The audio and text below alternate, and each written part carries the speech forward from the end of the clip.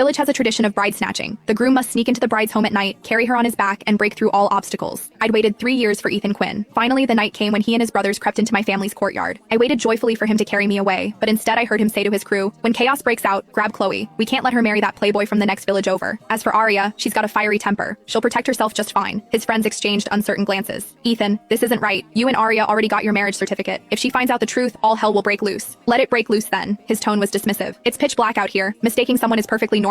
I'll smooth things over with her afterward. Besides, that marriage certificate is fake." I stood behind the door in silence, then calmly retreated to my room. Then I simply climbed onto another stranger's back and became his bride. "Arya, my friend who works at the marriage bureau checked for me. You're definitely not Ethan Quinn's spouse." I set down my phone. Something in my chest, so quietly, so gently, shattered. 5 years married to Ethan. Throughout those 5 years, no matter what I did, the Quinn family elders never accepted me. My mother-in-law never mentioned my name in front of others, only referring to me as that girl from the mountains. At family banquets, I was always seated in the most remote corner. In group photos, I was always arranged at the edge where I could easily be cropped out. He said he didn't want me to feel hurt, so he had me return to the village first. He said he'd wait until he completed our village's bride snatching ritual, followed all the proper procedures, then bring me back legitimately. I obediently returned. Though we spent little time together, to outsiders we seemed loving and harmonious enough, but I'd waited 3 years for him, saved up 3 years worth of things to say, longed for this night for 3 years. Yet he came for another woman. He'd fooled me with a fake certificate for 3 years, all just so I wouldn't discover. The person he truly wanted to capture was my stepsister Chloe. I looked at the woman in the mirror, expressionless, neither joyful nor sorrowful. Soon, commotion erupted in the courtyard. The bride snatching had begun. People were shouting, "They're here! They're here!" Someone laughed. Footsteps pounded past in chaos. Someone deliberately blocked the path. The firelight painted half the sky red. The excitement belonged to them. The excitement was for Chloe. The other group consisted of people from the neighboring village who'd come for the capture. They'd originally come to capture Chloe. According to tradition, if a girl was unwilling, she could hide away early and let them make a wasted trip. But Chloe didn't hide. She'd been waiting in her room all along, waiting to be carried away. And the person she was waiting for was my husband. The room I was in wasn't my usual one. It was Chloe's. That afternoon, my stepmother had called me over, held my hand, and spoke with rare gentleness. "Arya, tonight during the capture, you stay in Chloe's room. Your room is too quiet. The capture group won't find it easily. Those thugs coming for Chloe are troublemakers. You've always been tough since childhood, can take a beating. Not like Chloe with her delicate constitution. If she got hurt by accident, it would be terrible." I said nothing. I knew what she meant. According to village tradition, during bride snatchings, the groom's brothers would charge in first to seize the bride. The woman had to resist, struggle, fight desperately to prevent being carried away. This was called blocking the door. The harder you blocked, the fiercer you fought, the more precious the girl was considered. The harder the groom's side had to fight to carry her away. Those punches and shoves would land on you for real. My stepmother sighed, acting as though sharing her deepest thoughts. She studied my expression, testing the waters. "Besides, Ethan's from the city. He's not familiar with our customs. If you stay in this room by the entrance, he won't have to search the whole courtyard." Back then, wanting to make things easier for Ethan, I'd agreed. I'd even sent him a message with my room's location. But who knew? They'd been planning this switch all along. Outside, a louder commotion suddenly erupted. Someone shouted, "Got her! Got the bride!" People laughed, people cheered, firecrackers crackled and popped. I listened but didn't move. I knew who they'd captured. I could even picture the scene. Ethan carrying Chloe on his back, stumbling through the crowd.